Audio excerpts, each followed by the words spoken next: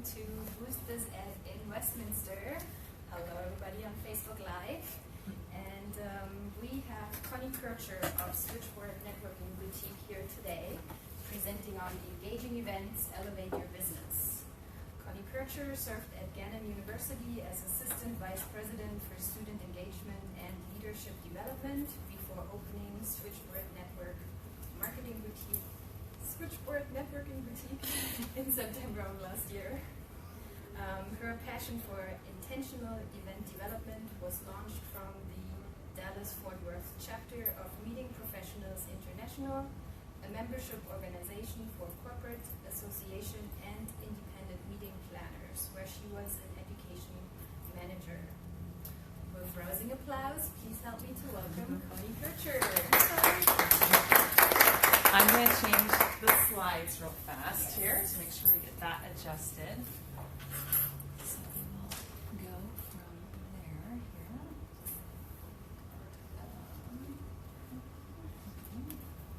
Just on the bottom. Yep, no worries. Okay, perfect. Perfect. Well, good morning. How's everyone doing? Great. Good. And for everyone online, welcome. We're super excited that you are joining in. So today we are going to cover about 40 minutes of content about engaging events and what that means from an experiential standpoint and what that means to elevate your business. So for those on Facebook Live, it's going to be a little special because everything is going to be very experiential. So even if you're sitting at home by yourself and you're going, oh my gosh, Connie is asking me to raise my hand or stand up and do something, I'm just going to give you the honor and the permission to just do it by yourself, or if you have kiddos around or dogs around, just still continue to do so you get the full experience in your home or in your office. For those that are live in here, you don't have a choice. You'll have to get that here, so you're welcome for that. So as the bio said, I'm Connie Kercher. I serve as the founder and CEO of Switchboard Networking Boutique. We're a brick and mortar space in Westminster, Colorado. We will hit our 1-year anniversary, and the whole concept behind the business model was really to allow business owners to get back to face-to-face education.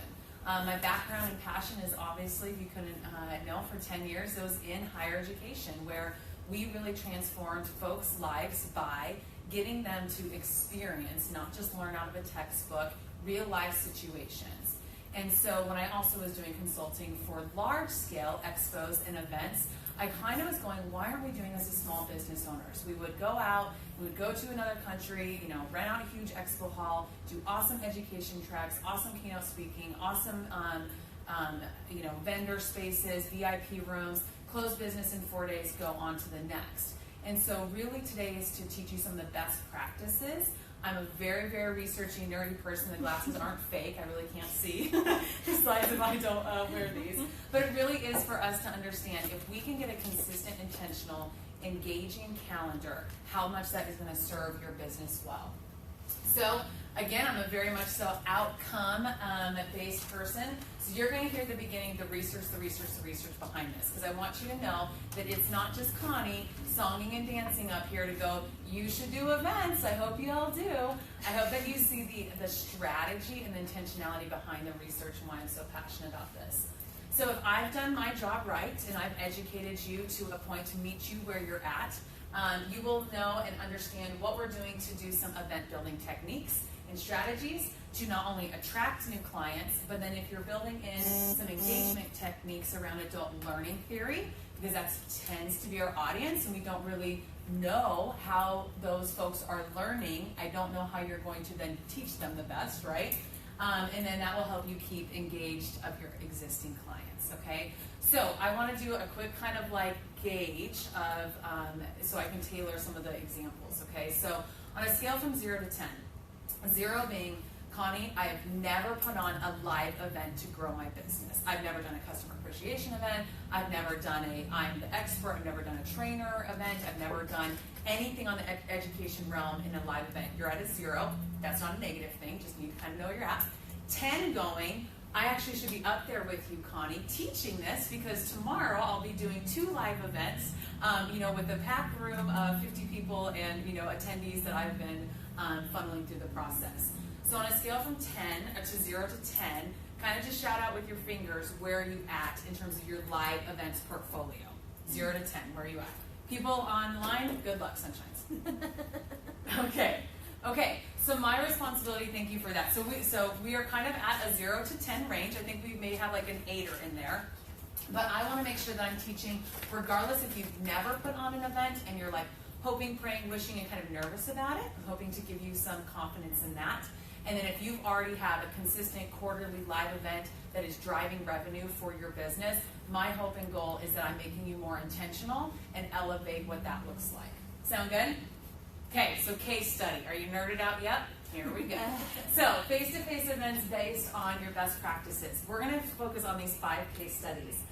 The quarterly event side, the generating new leads, the sales side of the business by hosting live events, increasing your team or your employee engagement around how you can do that with a seminar series, and then the experiential events. If you leave with nothing else, I want you to make sure that the talking head, me being wah, wah, wah, wah, wah, wah, wah for 45 minutes, please stop doing that, okay? Like, I don't care how much of an expert you are in your industry, stop doing that. People don't feel connected, and people don't feel like, super duper, Connie, you're an educator in that, if they don't make it relatable and real to them, okay? So, off my soapbox, here we go, back on this. Okay, so calendar building techniques. I encourage every business owner to look at 2018. Really, 2017, for all intents and purposes, you should already be in motion with your business plan. But so for 2018, you could start looking at a quarterly event that you host within your space and or with a collaborative partner. And you need to think about what would be the goal and who are my key attendees. How many times do we come to live events or networking groups and we haven't even researched that key attendee piece? So my ask is you start creating those and start creating that culture of who do you need in front of you, and you start putting on those quarterly events. So for example, at Switchboard Networking Boutique, we have entrepreneurs in that space, we have Emcee business owners, we have MLMs, direct sales, we have all different mixes of entrepreneurs in our space. So for us, it makes sense for our business model, for only us to be the experts in that area, to host a quarterly workshop around do-it-yourself or seminars. It makes sense for us to do a recruit new member, how do you kind of get new people walking into our space. We always, every quarter, I can tell you right now, we're in our first year of business for the next 7 years. That's how long our lease is. If I'm selling alpacas next year, I'm going to be in there. This is still going to be the event model. That in quarter 3, we will always do our celebration and an appreciation event the time that we open, September 8th. So if you can start getting some consistency of what are you trying to do with your live events and engaging those customers or new attendees, that would serve you well. And then again, it makes sense in our business model that our quarter 4 is all about our local shopping vendor events. So that makes it for us really, really realistic. For every 90 days, we're focusing on a live event or a live events portfolio. So a couple of these happen within the quarter. But that helps to gauge where are attendees happening, where attendees are kind of dropping off, how many people are coming to these, what's the feedback. And then here's the genius, y'all. One more time, glasses up. Your business can grow and scale from that. So Connie, as the CEO, I don't have to reinvent this calendar in 2018. We're already in motion. In 2020, this will still continue. The bits and pieces might look different, but I've already been able to cast that vision to go quarterly. This is what my live events is going to look like, and this is where I'm going to look for new attendees 2 years from now. Does that make sense to be able to scale that and then repeat it? And here's the gem. This whole idea of doing one live event and dumping it. One live event, it didn't go well, wham, dump it. You get no benchmark data from that. You also, I'll show you some little research on that, you're not serving yourself well because a lot of people don't come the first 18 times. And you start to kind of give up. So really want to make sure that you focus on quarterly face-to-face events and literally write out the goals and write out who are your key attendees. And they should be different for each quarter. You shouldn't be reaching out to your same attendee list or same prospect list every quarter. That's going to be way overwhelming, and you're going to see disengagement happen even more. So this is also where I work with entrepreneurs to make sure that you understand what is my budget, and more importantly, what is my bandwidth. So if you've never hosted a live event or you have collaborated, and when I say collaborated, sometimes that means, oh, I just showed up. No. Like if you actually are putting this in motion, you need to be very mindful of the 3 months leading up to your event, the 2 months leading up to your event, your 6-week format, your 4-week format, your 2 weeks leading up. So how do you manage your energy leading up to your live event project? This is the time to start thinking about that. Not, oh, I'm going to book something, it's going to be super awesome, oh, I frazzled out, and I suck at live events. No, you just haven't built out the energy and the bandwidth that it takes to build those out. Okay? And most of the time, to know, well, how big should it be? What should I do? How should it usually is kind of constricted or built around what is the budget that you can make and what is the bandwidth and energy of yourself or the team. Okay? The not one and done event strategy, I kind of hinted at that. So research will show that for every 100 humans you event, on a good day, you get 31. And some of them probably just feel pressure to go there. So you have to remember your ratios. For every 100 people you event or invite, you get about a 30-person back, okay? So when you think about a VIP event or you think about a very concentrated group, that over-inviting and making sure you get your key attendee list as long and as intentional as you can, it has nothing to do with you. It is just human engagement between life, time, emergencies, timing of their own calendars. That is going to be a consistent ratio. Okay, so I'm going to now move you further along that you should actually be doing 5 to 8 face-to-face events within a year, depending on your goals, because then you're going to see if I invite that person to my quarter 1 and maybe my quarter 3, I have a higher chance of about 70 or about 67 will attend at some point within my live events portfolio. And I'm a living, breathing testimony to this. We've been open for 11 months. And we've hosted over 32 events, just us as Switchboard. And I've been very intentional to categorize who am I inviting at what.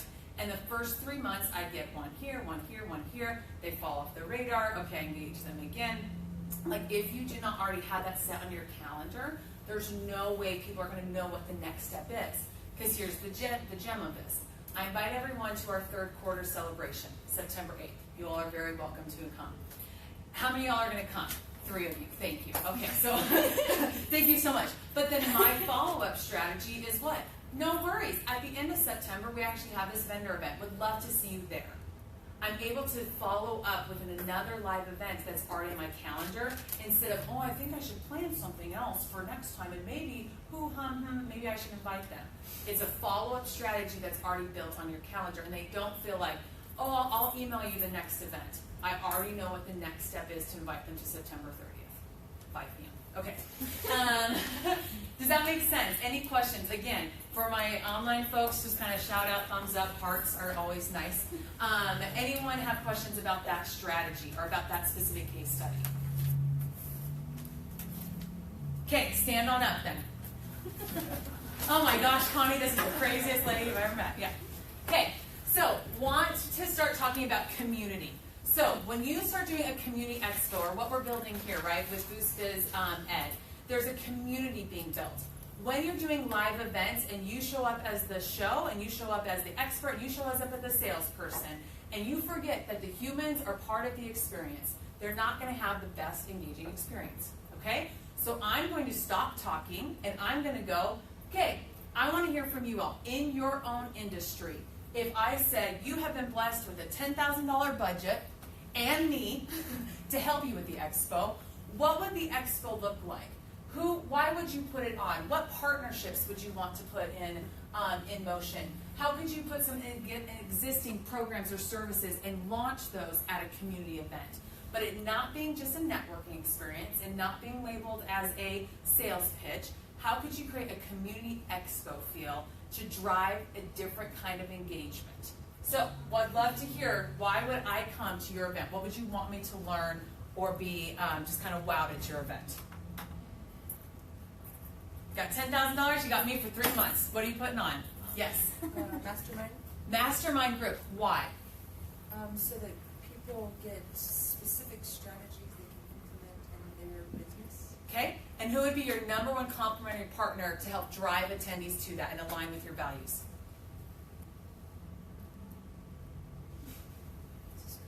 This is good. You're welcome, Facebook Live. You should have came. Yeah, is there anyone that comes up on that list? Can you ask the question one more time? Mm-hmm. So if you're going to host this mastermind event, let's say January 2018, who would be a power partner that would be helpful to keep inviting attendees to or add to your education to be another value add?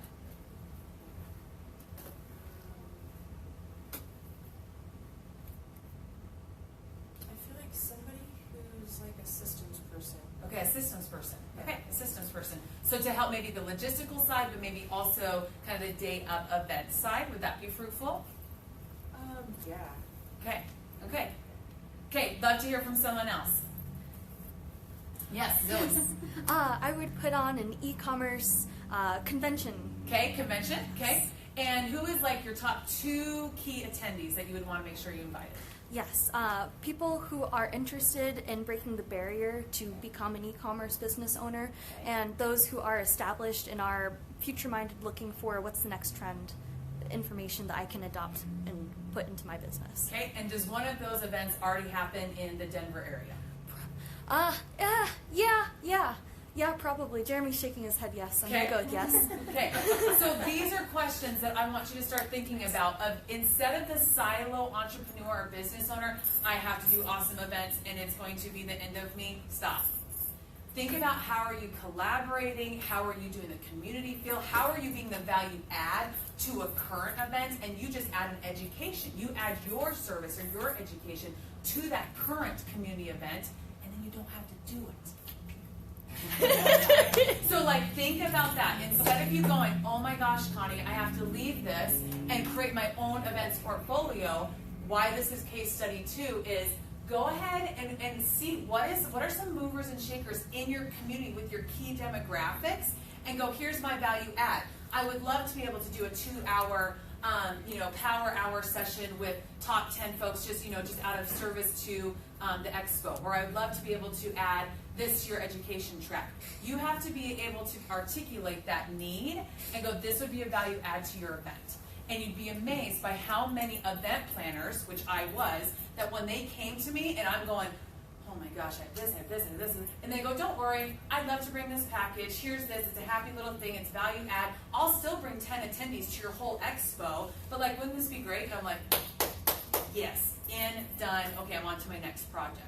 So think about that from the community standpoint. How can we do that not just in a silo, but bring value add as a community? Sound good? Okay, for those on Facebook Live, you can sit down. For those here, you can sit down. Yes. And the whole idea about this is you're building your ideal community. You're not working in that silo of live events. Because how scary is it to think, oh my gosh, Connie, I may only have a $1,000 budget, and really my goal is maybe to do 2 events to engage and to educate, my key demographics. Well, don't do it by yourself this next year. Go ahead and find a couple complementary partners, and going back to a great conversation we had before we went to Facebook Live, leverage your strengths in those areas and then find complementary partners to have a more fruitful, engaged community experience, not just you trying to put that on from 8 a.m. till 5 p.m. Okay? So here's another technique that I want you to utilize. It's a dyad activity. It's very, very professional in the higher ed world. It's you and you talking about a topic. It's real fancy, right? So it's just you and another person talking about a question and having some, how does this integrate? How does this feel for my business?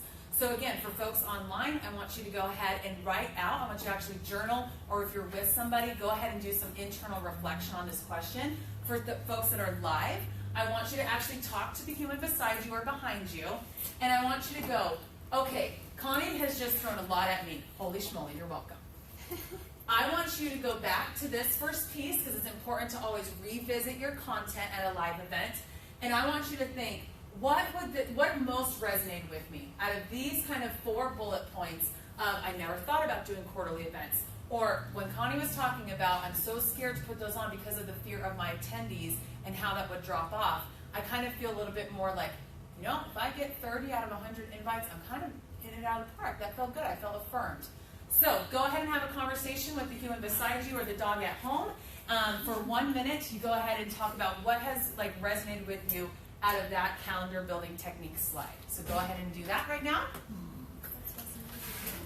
Remember, yep, Facebook Live. I'm going to trust that you're doing that right now. Mind your details. Hi. Yeah, truly. It's really the community. So I have to. Jeremy, we are chatting what resonated most with this slide, so feel free to hop in. Sure, but then having that format So community engaged. Right. Yeah. And why are they going to come here? But they're all what kind of yeah. yeah, so All right, 30 seconds. How about you? So which of those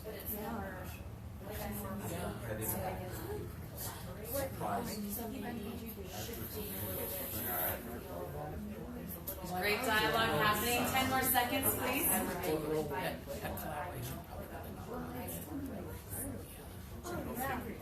Because if I look at yours, I would need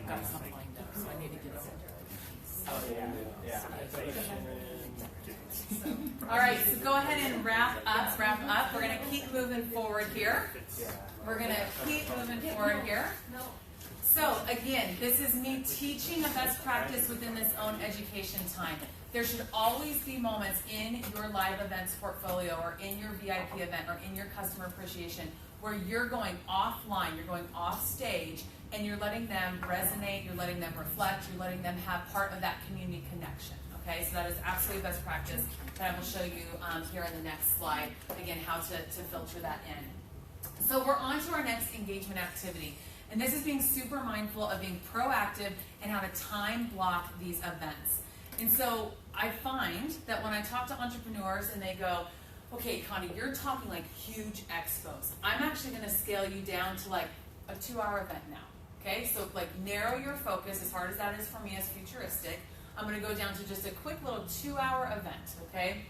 And I want you to think I am the expert training, but you don't call it that. That is bullet point 1. You don't go, I'm the expert and everyone needs to come. But I want you to think, if I paid you $1 million, because FYI, you all are the experts in your industry. If you're sitting here and you're getting additional education, you have been blessed, you're the expert, welcome, congratulations, here's your certificate, here's your handshake, here's your tassel, okay? So I want you to think about, could you rent a space or could you do something in a live event format that you're doing a morning event, an afternoon, and an evening event? And for those that maybe aren't as extroverted as myself, okay, that like totally jazzes me up. For like a lot of colleagues that I work with, they go, by the evening session, I would be like under the table crying. So like probably couldn't do 3 in a row. So again, going back to that managing your bandwidth and energy, would this serve you well, or would you do well with maybe a morning, take a nice little break, and then engage into an evening event? But the whole reason I'm telling you this is that as you practice within that day, you only get better, and you minimize your cost in terms of venue rental, food and beverage, people canceling, I'm running late, no worries, come to the next one here in 2 hours. Like it really starts maximizing your time blocking of your event strategy. The other piece, and this is just FYI, as a venue owner, you have so much more negotiating power. If you know long-term your event calendar and how long you want to be there, and if I want to show up at 8 and close at 5, I absolutely know that venue events give you a better cost, give you a better like bundle pricing than these one-off pricing. So why wouldn't you use that to your advantage? And why wouldn't you maybe leverage collaborating where your morning event is you shut down at 11, you bring your complementary partner or collaborative partner or the nonprofit or whoever else is coming in, they do their event for a couple hours, and then maybe in the evening, you guys do a whole full event together. So really start thinking about how you outline your day and how you track that, right? Like that was something that we were very intentional with the meeting planning education tracks. How do we maximize from 8 a.m. till 5 p.m.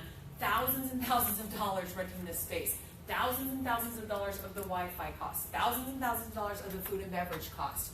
You may not be working with a $100,000 budget to be putting these on, but it absolutely is a strategy that I want to make sure and highlight. You have way more negotiating power to do that in blocks and to get quarterly, this is how I want to show up for 2018, I guarantee you that building owner, that venue space will give you a lower price, and that will help you absolutely. And then the last piece is it gets you into a routine.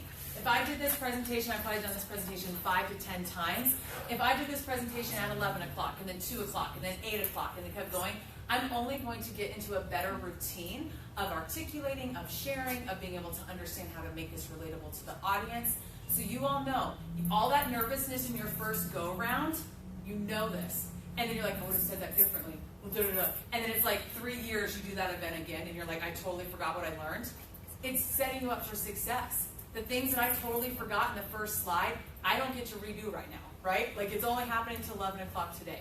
But if I had another session, I could go, perfect, I'm going to tweak that, I'm going to do this, and my next session will maybe be a little bit more on point or intentional. Okay? So it's literally paying yourself to practice more consistently with your content. You're welcome. Okay, create your own training so it can be repurposed. Again, going back, there's a lot of folks in the industry that talk about your signature programs, that talk about how do you do kind of your key 5 programs. That's not really my expertise per se. It's because I think you as a business owner know and kind of need to evaluate what that content needs to look like. My expertise is how do you layer that over and say this needs to be experiential. How do you make this so that it's engaging to your audience? The content side of that, you know, and should trust yourself in that. And then time block what's your worth. All the time that you're taking to prepare this education, to do the negotiations, to do all of the admin pieces, to do the registration if you're not outsourcing that, you need to set your price point of your live event at that, okay? And this is coming from a person that charges people to rent space out, and they always go, well, I've never charged for an event. I am going to share a little bit of gem of research, that even if it's a $10 ticket, and I'm exchanging that to get a reimbursement for a coffee and tea or something, the research shows that when I have skin in the game, whether it be a $10 value or a $250 value, I am more apt to show up at 8 a.m. when the kiddo's crying, when I'm sick, when I'm tired, and I'll actually show up at your live event. So be very mindful. If I'm going to have you do a paradigm shift, if my content's not worth anything, who's going to come and pay me $49.95? I'm going to tell you that by adding that value and saying, here is what you're going to get out of my 2-hour seminar, or here's what you're going to get from our community expo and tickets are $25, or here's what you're going to get for our 3-day expo and the price point is $2,000. That helps you articulate the value. That is not a hindrance. There's no research saying you're going to see less attendees because you have a dollar value on that. I'm going to really shock you and go, the research actually shows that when you do the free and no ticketed and no cost, what actually happens to that 31%? Everyone in the room just did it right. Okay? So really be mindful that your value and your time is absolutely worth a dollar amount, and I want you to start thinking about what is your worth as you think about what's your billable rate for that ticket. Okay? Okay, you're moving on to how many of us have teams, or we have employees, or we have partners or colleagues within our industry. Perfect. Okay, so this is pieces that it's going to resonate with for some solopreneurs that they're just like, I'm a one-man shop, a one-woman shop. This may be something to think about for like peripheral partners to keep them engaged or strategic partners, but this may not be a complete fit. So hang on with me for this one. So this piece of making sure that you, the business owner, are already looking at 2017, it's done. 2018 should be planned. 2019 should be planned right now. Silence just happened, Facebook Live. Silence, okay? Like, that is really where we should be. As a business owner, we should be thinking, what am I doing to engage my employee model? What am I doing to engage my event model? And start planning that now, because I don't know how you're going to budget that. I don't know how you're going to negotiate that if you start doing that in 2019 and think you're going to have a rockin' event in 2019, okay? So I'm a bearer of good news and bad news on this slide, but I want you to start thinking about how do you create a consistent structure so every other month you're not thinking about your live events portfolio. You spent the time and planned out a 2 to 3 year strategy, and now you're just activating that and getting research from that, okay? I always encourage that you're 6 steps ahead of your team in terms of why are you doing those live events. If one goes wonky, right? So we've all had a live event or a customer appreciation event, and it was like something was off. then evaluating that, how do we tweak that, and going, was that just like this one-off moment because of a freak snowstorm? Or for the last 2 years, something is off and we need to change the outcome of that event. That is a very, very fruitful, mindful, safe way of managing your live events portfolio. Not, oh, I hope and people come and I don't know why. And then next year comes and you get a new employee and they go, I think we should do a horse and buggy, chili cook-off customer appreciation event next week. And I'm going to get 50 people there, right? Like, it's able to manage the team to go, this is where we're going, open to the new events, open to new, activities that we can do in these events, but this is what we have in our budget and this is what we have in our bandwidth, okay? Leverage others' expertise in development. So we had someone in the room absolutely talk about, if you're not really a systems person or logistic person, bring someone alongside with you. If you're not extroverted and greeter and hoster like I am at an event, that is where I shine, right? Like, I'm like, hello, if you could have been here on Facebook Live, I worked the room, I said hi. That was all super intentional to go, I'm tired, y'all. But like, you show up and you go, I'm hosting my event. That's how I use my 45 minutes of education. I'm hosting the event. So that in itself created, she's the expert in the field, she knows what she's doing, she has a confidence piece. So if that's not you at your event, you hire somebody, maybe not me, but you hire somebody that can show up and is the MC and is the person that creates that hosting feel, okay? And then leverage what you do best. I hope you all are seeing it. If you saw the behind the scenes of the slideshow, it wouldn't be my expertise. Okay, moving on. Okay, so just a quick example, again, with my teams, whether it be in my Premier Designs jewelry team or whether it be with Switchboard or whether it would be any teams that I've worked with in the past, always quarter one, we start afresh with your strengths and what you do best. So I felt like that has always teed up my team for new vision every year. Then networking challenges. There's always this like lull in the spring of like, I'm tired, the kids are like kind of driving me nuts, summer's about to happen. So like, how do you stay super laser focused and really maximizing your networking opportunities? I always cover that in terms of team seminars. Quarter three, again, I've always said AA months could potentially take you to AA, like April and August for some reason in every cycle of business. People are just kind of like losing their minds at times. So I've been very mindful that when August rolls around, like, what motivates you, sunshine? Like, how do we keep getting some education to kind of pump up my team again? And then we, again, evaluate for not next year's, but 2 years from now, create engaging events and making sure that we're on point. And we kind of close out. How did 2017 go? Where do we need to realign for the next couple of years? So pause. How are you feeling with this content? So I want to verbally here, there's no Likert scale or no 0 to 10 scale. How are you feeling with those that have teams or potential teams or employees? Where are you at in this? Does this intimidate you? Does this excite you? Does this go, I'm going to totally outsource that to my other colleague? Like, how are you feeling with starting to do some time blocking and engaging events with your own team? I'll just jump into it. Zoe's jumping in. I'm so excited by this because, like, with me and my raw self, I'm very like, yeah, I want people to understand these things. I want my team to come together and have a sense of community. Yep. But seeing this strategically laid out, just, that creates the connection. Yep. Oh, yeah. And it takes the brain power of, my team's floundering, what should I do, what should I do? Welcome. You already have something on the books for the next 5 years. Do you know what I mean? It takes them off of the anxiety level onto your plan of going, great, Joe's kind of losing it, Ashley's feeling this, we hired new Jenny, Jenny's coming in with all these ideas, and I go, awesome, Jenny. Guess what? In quarter 4 is where we brainstorm all of our next live events. So I'm super excited. And I retain her through December because she's so excited to, stay with me till then. Like, that is super, super mindful to make sure I'm telling my team, awesome idea, we're going to cover that in that next training. Not, I'll get back to you, and you never email that person back. We've all been there. Okay? Okay, other ideas or kind of ahas that you're having from this slide? Yes? My biggest problem's always been planning far enough in the future. Okay. I usually will do like quarterly plans. Quarterly plans. What's the barrier of me encouraging you to plan out all of 18? Just never took the time to do it. Never took the time to do it. And how is that serving you when you finish one quarter event and then you still have to take time to figure that out in like 6 weeks, right? And it's like anxiety overload and it doesn't turn out the way you want and it's still like kind of halfway there. So I'm going to encourage, you still have quarter 4 left. Woohoo! Okay, you still have a little bit quarter 3, quarter 4. Take the time now and let's work on 2018 and 2019. Honestly, you will be amazed by how much more streamlined your live events portfolio happens for not only business growth, but for your team, because then they go, okay, I know where I need to fit in. They're not going, I don't know when our next team seminar is. I don't know if I can fit that in. Okay? So I'm going to encourage you to do that. I think it's time well spent. And energy, I'm a very big bandwidth person, because you're going to be in motion for 2018 and all these other things are going to be popping up.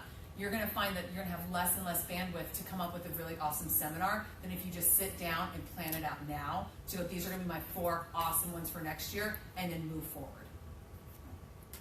The bandwidth and energy that takes, people underestimate every time and think, oh, May 1st, I'm going to have this awesome training. And it's, February, that idea comes in. March, you're still thinking about it. April, okay, I save the date. Oh, I still don't know what I'm going to do. May's here. I'm going to outsource it to some person that we're just going to bring in and paid way too much for it because we didn't think about the content that needs to be delivered, and it wasn't exactly what you envisioned 4 months ago. Stop the madness. Stop. I just got goosebumps because I remember doing that so many times and being like, it's insane. Okay? Okay, friends, engagement technique. Stand up again. Live, stand up again. So, my super favorite piece of engaging events is incorporating adult learning theory. We are not kiddos that just need information fed to us and we go, happy day, red apple. We're way past that, okay? So, we need to actually do, you need not to hear. So even though I'm delivering content to you through a slide and auditory, you actually need to be doing something during that event, okay? So if you can start thinking about how can I have stations, how can I actually have the dyad piece, how can I have people internalize that information, that's going to serve you well to retain and also want to work with you further. Not, oh, I thought that was a good idea, but I don't know what I'm taking away from that, okay? Co-share best practices. So this is a time where I honestly go, what have you done in your live events that has knocked it out of the park? Connie, you need to add this to the slide. This has worked for you. Or if that's not relatable because you've never done a live event, you've attended a live event like this one. And you have just so enjoyed it. And you just can't believe how it was delivered or the feel that you were left with or the content or the community that was built. What are some best practices that you know to share amongst the community? And speak loud enough for the Facebook Live folks. So either something you've done, yes. I really enjoy it when music is being played and before the event starts, because you get a feel of business, fun, relaxed. Good. Sets the tone for it. Good. So sets the tone, music being added in. Good. So working on the 5 senses. Very good. Anyone else has been just an awesome experience, or they've hosted and they said, I got just amazing feedback on that. I really enjoyed interactive conversation, exploring some abstract concepts. This was a programming presentation I gave, and towards the end it kind of turned into a conversation. I really liked that, and it was okay, that worked. Yep, good. So do you notice that by engaging your audience, whether it be a small 10-person, 20-person, 30-person, 100-person, how do you navigate so that within your hour of content or whole day of content, they are still getting time to reflect and talk? Because I guarantee the information that you all have about events is just as valuable as what I'm delivering in 45 minutes. I haven't been to all the seminars you all have been, right? I haven't organized all the events that you have done. So giving the audience time to cross-share their best practices gives them a buy-in to continue to stay within the content, okay? The feel of the event, so that is exactly what you're talking about. You're always hosting an event. I want you to think that this is Disneyland, elevating, engaging events, and you're super welcome, and I'll pick up every piece of trash behind you, okay? You are always hosting events. You are always the host or hostess. You are not just the speaker. You are not just the CEO.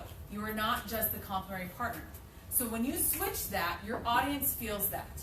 And be brutally honest with me, because again, empathy is my 34th strength, so you're not going to hurt my feelings. Brutally honest. Did you feel different the way that I hosted you as we started the seminar? Tell me, did you feel any different? Did you feel any like different energy or kind of welcoming or how are you? Or like I want to know your feedback. Like did that feel any different than me just content deliver, content deliver, content deliver? I would say that it was very inclusive, you know, so no Inclusive? one really felt left out, I would assume. Okay. So, yeah. So created an environment of inclusivity. Awesome. What else? I feel like I really felt your energy right away. Okay. Okay, so energy right away. That's intentional. Any other feedback? The fact that you came back here made it so that we were all able to connect with one another. Yep. Yep. Because when we're just facing this way, it's all one way, but you were able to, just by you being the leader, coming within the middle, we were all able then to connect with each other. Good. So think you're always hosting your dinner party. You do not invite people over to your dinner party, and the people that sit at the far away table, you always give them a hug, or you say hi, or you go, how is Grandma Nell doing? Like you always engage them. That is how you show up at your live event. Because I'm going to tell you right now, they are not going to come to you. And all the time I work with people and they go, well, my attendees are kind of standoffish. Welcome. It's your job to welcome them, host them, create that environment. Okay? Okay, good, good, good. So your guests need to, again, you're not my attendees anymore. Did you see that? You are my guest. You need to speak and share every 9 minutes. So within an hour, they need to speak or share or have some internal reflection every 9 minutes. They need to move and like do something every 17 minutes, or just welcome to zone out world. Like welcome to disengagement, brought to you by being an adult, okay? And then reflect and make it personal about every half hour. So if you can intentionally build that in your 2-hour event, your 4-hour event, your 1-hour event, you're gonna have such a more engaged community. And for those on Facebook Live, it's still going to work within with your live piece. By me asking you to take an action step, it automatically made you go, I can't be on Twitter. I need to do this. Oh my gosh, like she's kind of calling me out. I don't even know if any of y'all did it. But it creates that I care about you, I'm hosting you. You're not just kind of like part of these 4 walls that I'm not acknowledging. So it's super, super important to make sure that you're doing that if you are going to still do a Facebook Live integration there. Sound good? Okay, go ahead and have a seat then. And we are wrapping up then. Last engagement technique. How many more minutes do we have, my friend? 5 minutes. Perfect. Is going to be this small group engagement. And I will tell you a little secret from the universities. This is what we did. They're called residence halls. They're called intramural teams. They are called small group engagement with a common goal to take them through a process, right? So we absolutely still have a fee attached, right? It keeps them engaged, it keeps them accountable. Absolutely recommend that you have about a 4 to 6 week mastermind group, or a 4 to 6 week VIP experience, or a 4 to 6 week review crew, where it's not much longer than that. I've seen when small programs go past 7, 8, 10 weeks, engagement falls off the radar, okay? 5 to 8 participants. That's the sweet spot of engagement with adults. Once you get down to a 3-person engagement, awkwardness sets in. Just telling you how it is. Once you go into the 10-person or 12-person, you lose them, and you're back to 5. Shocking, okay? So if you can find a program that's going to serve you well, where you're doing for 4 to 6 weeks, it's with your key folks that you're turning them and populating them into a client or into a customer, and that they do sign a commitment pledge. And it's not like a Boy Scout or Girl Scout pledge or something like that. It doesn't have to be corny. It could be cool like that. But you do need some sort of like, me writing my name down on this and me acknowledging that I'm going to hold you accountable, you hold me accountable. How does Weight Watchers charge $14.95 on just automatic deduction because I signed a piece of paper saying I'm going to be accountable? That's a nice passive income, little sunshines, right? Like if I show up or not, I made a commitment, I'm paying $14.95 to who, I don't know, but it's keeping me accountable every month, okay? So think about those strategies of how do you have me sign a commitment as your customer, and then most importantly, how do you have them do a full graduation point? Like how do you evaluate me? How do I give you feedback about the program? How do we close out that experience so then hopefully you funnel them into your next sales process? Okay? Or if they choose not to funnel into your next sales process, you know another engaging event that you're inviting them to. I never lose a customer. I have 6 funnels that like once I get them, that's I'm like boom, boom, boom, what about this? How does this sound? What does that fit? Because I get to know them better. And sometimes the next event has nothing to do with my business. but I never disengage them. I go, perfect, I think Boost Biz Ed will be awesome for you in 2018. Here's the next calendar. Like, I'm always serving as a liaison to make sure I'm getting them plugged in. Okay? So, funnels into the next event. And again, it doesn't have to be your event. I am still serving my customer base well and building the community and helping support the industry by saying, hey, I think this would be the next best fit for you. Okay? Timing is everything. Again, I've talked about most of us go way too long and we think it's going to be this awesome boot camp for 45 days and blah, blah, blah, and this and this. And it's like, stop, make it simple, engage your key constituents, get a graduation evaluation point, move on to the next. Okay? Good. Small group engagement. There you go. You're welcome. Okay, last minute here before I close out. What resonated with you, what inspired you, and then what is one thing that you can take implementation, like take action on right after you leave this seminar. So for those on Facebook Live, go ahead and comment those. Go ahead and do a heart or a thumbs up. You can comment on there. But I would love to hear from everyone. I know that's going to be like painstaking, but again, you need to ask your host, I'm hosting you, to engage. What either resonated with you, inspired with you, or you can put into action when you leave today. So why don't we turn that into our usual action step, and we can just go around the room, and everybody can stand up and claim their action. So I'll close out, and then we'll do that within within this piece. Does that sound good? So if there's any last steps, I always want to engage the next step of education, right? So I do host one-on-one event consulting. So if any of this resonated with you, I do have a sheet, or you can email Boost Biz Ed or myself. And then I also will be hosting at Switchboard Networking Boutique. If this resonated with you and you're like, I want to go a little deeper, Connie, I do a 2-hour seminar on how to create one-of-a-kind engaging events. So this really has you focus on one specific event that's been brainstormed right now.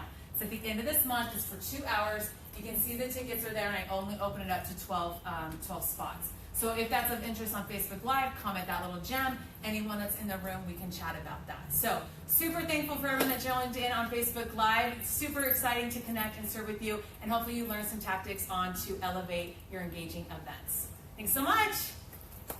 All right. Thank you. Thank you so much, Yes. Connie. You can stay up here. Oh, I'm going to stay up here. The host doesn't sit down. Got it. Thank you so much. I learned tons. Does anybody have any questions at the moment? No? Can I just switch back to the... Yes. And do you want me to turn on this light? Are you still recording, my friend? Yes. Awesome. Then we're going to turn on this light for you. Is that going to mess you up? Is that okay? Okay.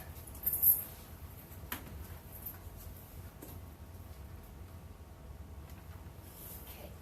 So we're just at the point where we want to thank all of our allies. So first of all, again, the DaVinci Institute, who hosted us today.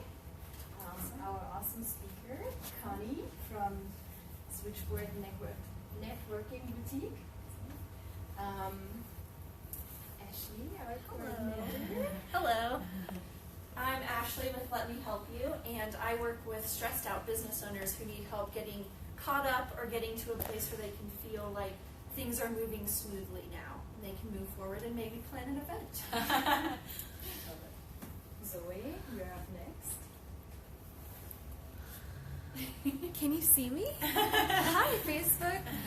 Yes, my name is Zoe DeVito. My business is letsgrow.solutions, which is the same as my website. I loved this event because it's all about the strategy and the people. I'm very much about the people, exploring into the strategy. To get involved with me, I help e-commerce business owners overcome their tough technical challenges. So reach out to my website, letsgrow.solutions, or find me on Facebook, Zoe DeVito.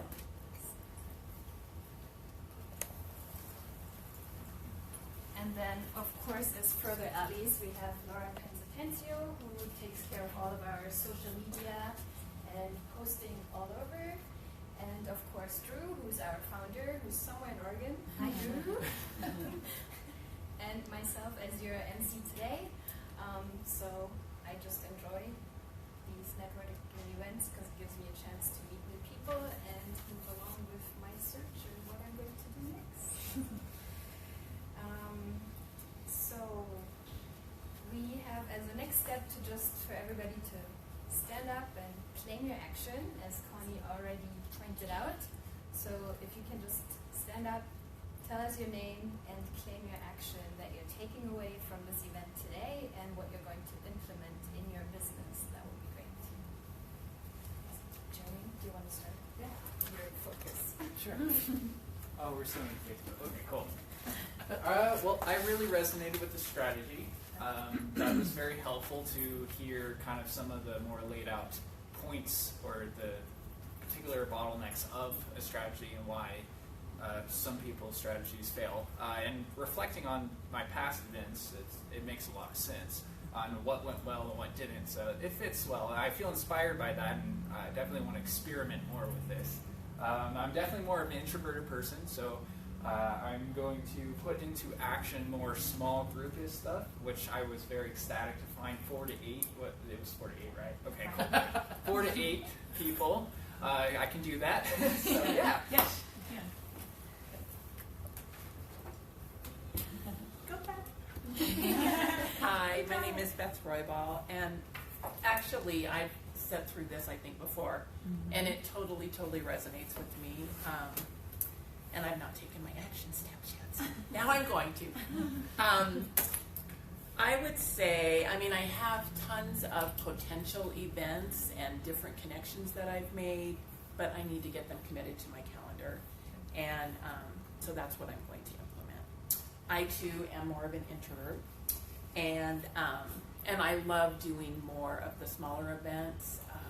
You know, sort of one-on-one or 5 to 8 is extraordinary. And I just love the bits and pieces of wisdom and being able to meet you all. Thanks. The piece that resonated most with me was the team events.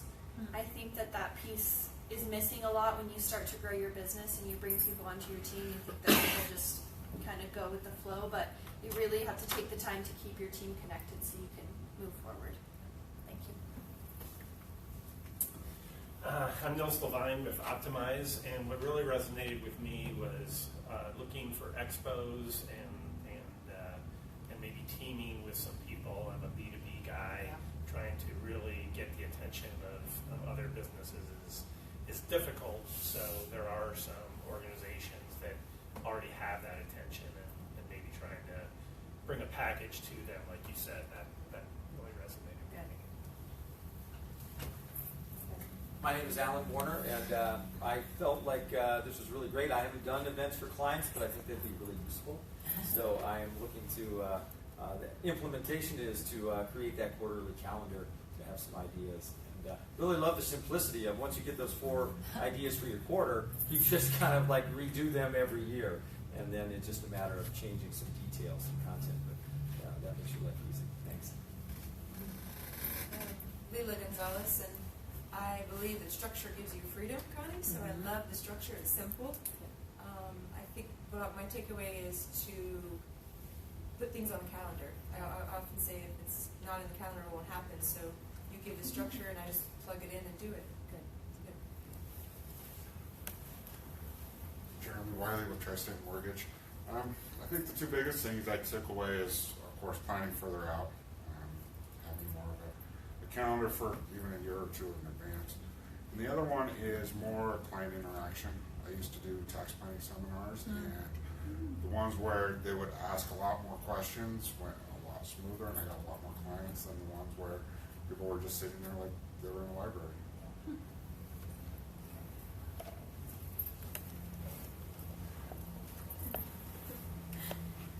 For myself, I also really like the idea of the small groups, 5 to 8 people. I think that's a great idea, and I think my action will be to be more consistent with those and to also create events that I can reuse in the future.